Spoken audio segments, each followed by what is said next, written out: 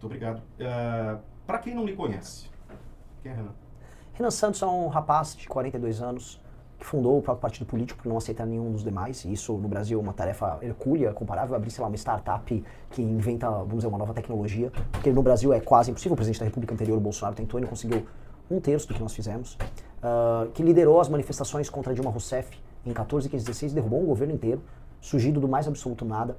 Uma pessoa que fez faculdade de Direito no Largo São Francisco, na USP, em São Paulo, e largou a faculdade porque arrumou briga com os professores, que odiava o professor grevista. É uma pessoa que veio de uma família de classe média no bairro da Moca, em São Paulo, bairro italiano, de imigrante, e que aprendeu com o pai a gostar muito de história, com a mãe a estudar bastante.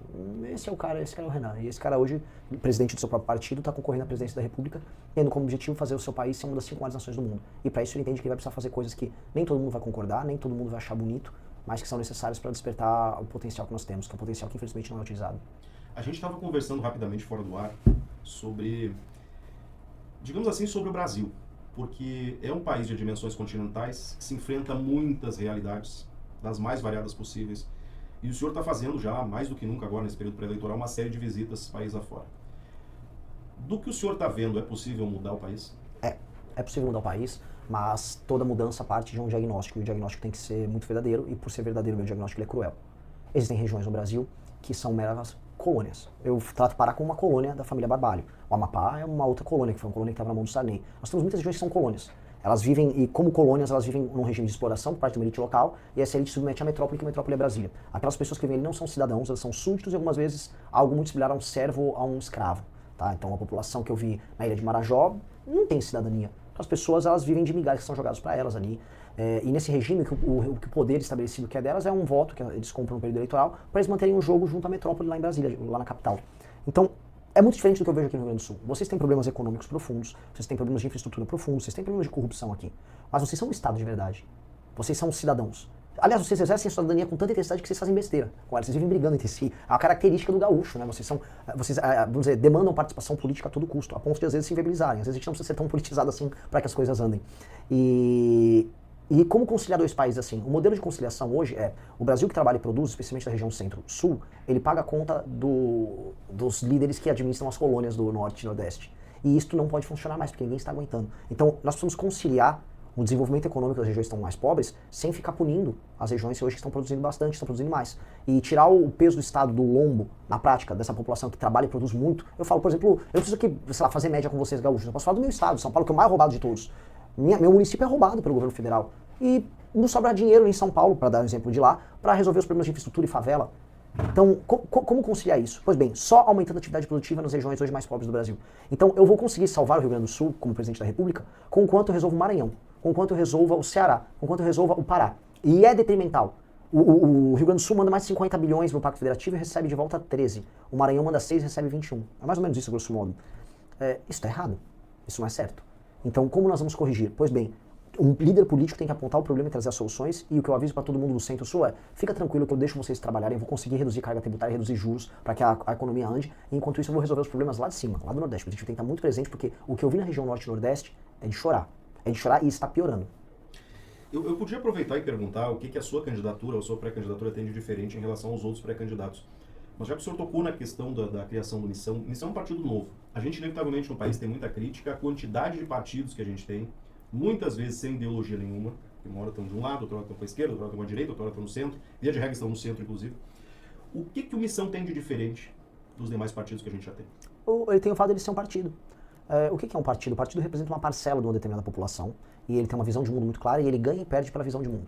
Ora, a definição de um não partido, como você estava descrevendo, é ele ganhar sempre, não importa a visão de mundo. Então, se o Lula está no poder, se o Bolsonaro está no poder, ou se eu estiver no poder, os partidos do centro vão querer estar no poder. Ora, você não consegue participar de um governo Lula e do governo Renan Santos ao mesmo tempo. Simplesmente não é possível isso. Mas um cara como o Kassab, por exemplo, para dar um exemplo do PSD, ele está no governo Lula e ele também está no governo do Tarcísio em São Paulo. Inclusive tem um candidato à presidência da República, que é o Caiado. Isso é esquizofrênico.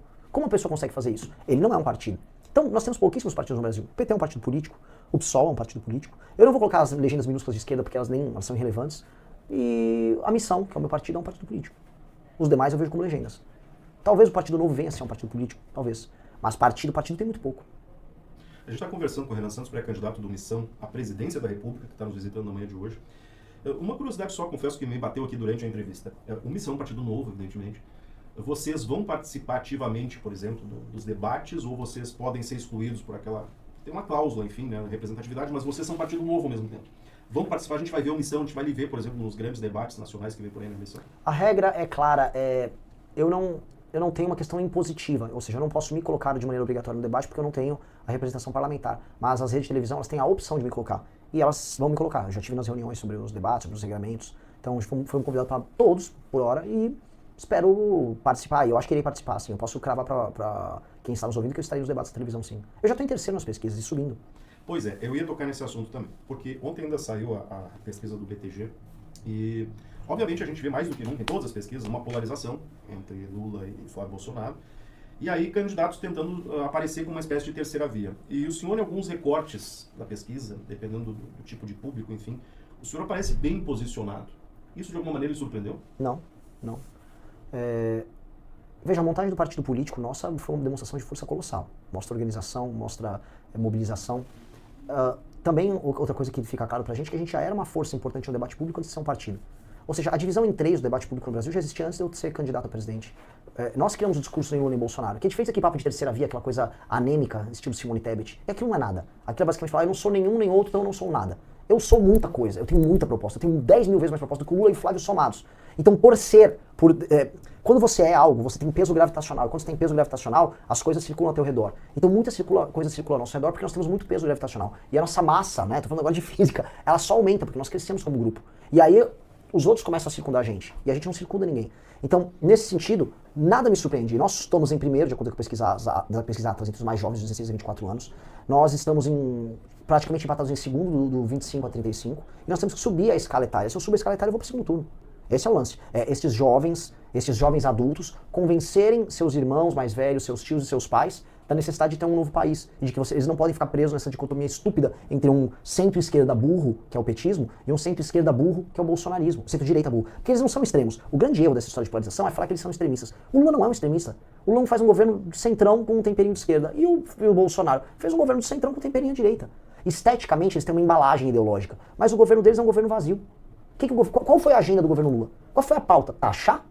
Aumento de taxação e dar botijão de gás agora no ano da eleição? Qual foi a pauta estruturante dele sobre o Brasil? Ele botou aquele songamonga lá do Geraldo Alckmin pra falar que ia reindustrializar o Brasil. Mentira! A agenda agora de reindustrialização do Brasil morreu nessa história de fim da escala 6x1. Em vez de vir com um novo regime trabalhista para tornar o Brasil competitivo, eles dificultaram ainda mais a contratação e a Federação das Federações das Indústrias em todo o Brasil fala isso aqui vai ser um desastre. Então não teve projeto estruturante de nada. Infraestrutura, não andou nada. E o Bolsonaro, mesma coisa. Qual foi o projeto do governo Bolsonaro?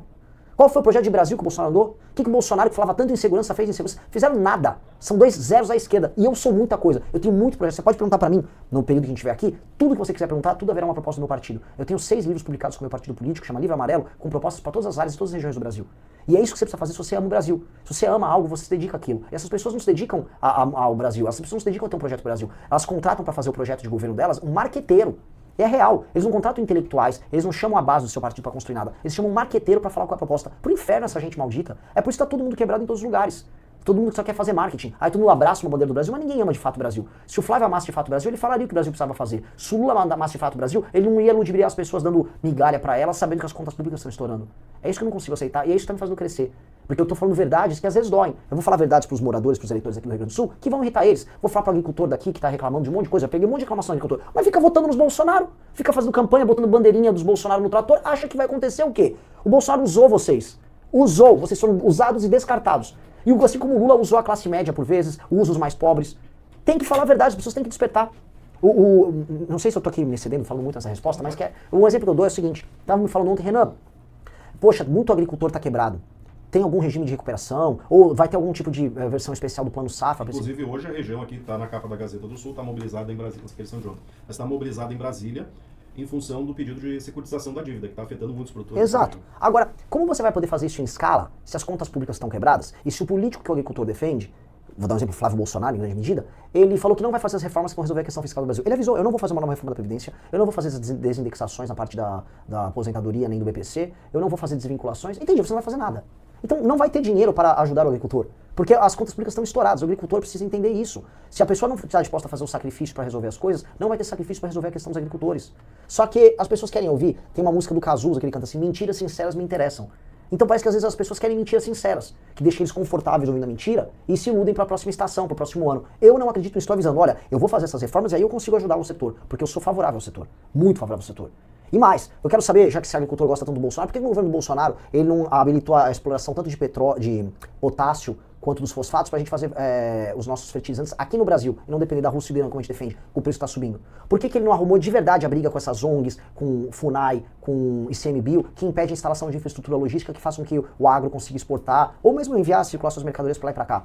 Por que ele nem o governo do porcaria do Lula fizeram os estoques regulatórios de petróleo para o diesel quando subia a gente conseguir segurar o preço e isso não incidir sobre os custos? Por quê? Por que não fez nada disso? Por que não mudou marcos regulatórios na área de segurança pública no governo dele? Nada passou no governo dele em matéria de segurança pública. Absolutamente nada. E aí você não tem segurança jurídica para trabalhar no campo. Por quê? Por quê? Por que fica sempre apaixonado por esses caras? Vamos fazer o que é certo. Vamos parar com essa paixão por homem. Existe no Brasil uma questão assim, homem, quando fica apaixonado por um político homem, parece princesinha no cinema, que você fica, eu apaixonei pelo príncipe. Não, pô. Sabe? Vamos fazer as coisas sérias. O agro é um setor muito sério, precisa ser levado muito a sério. Então, assim, eu prefiro falar o que eu tô falando aqui, que é amargo para as pessoas, e não iludir, não ludibriar elas, do que ficar contando mentiras sinceras.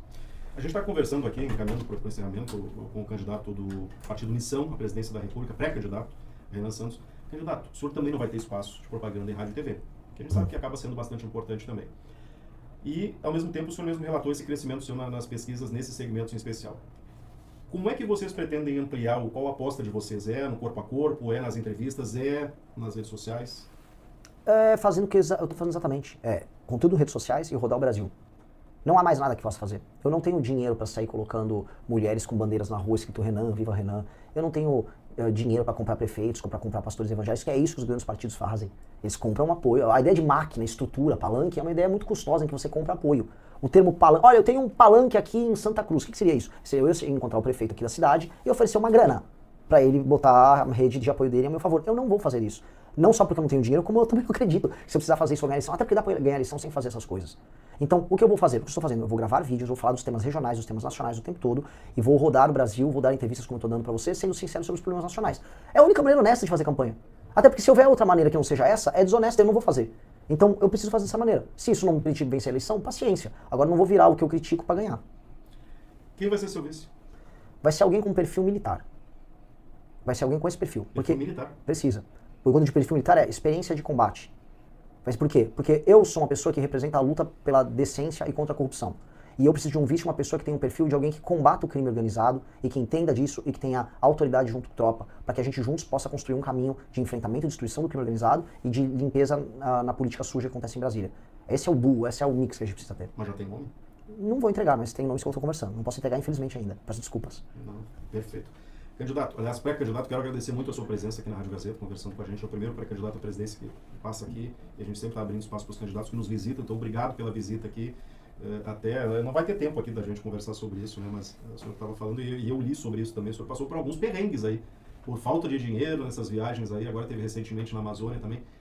Resume em 30 segundos quais são os perrengues que o senhor andou passando recentemente. Furar o pneu na madrugada às 4 da manhã numa estrada de terra sem nada por perto e você ter que correr a pé ou tentar arrumar uma moto para arrumar uma borracharia que esteja aberta, barco quebra no meio do rio Amazonas, disenteria, doenças com protozoários os mais diversos, avião que não funciona, tentativas de assalto, ameaça do crime organizado, carro que quebra o ar-condicionado no meio de um lugar que está 40 graus, é só isso para baixo. Candidato, obrigado. Sucesso. Muito obrigado.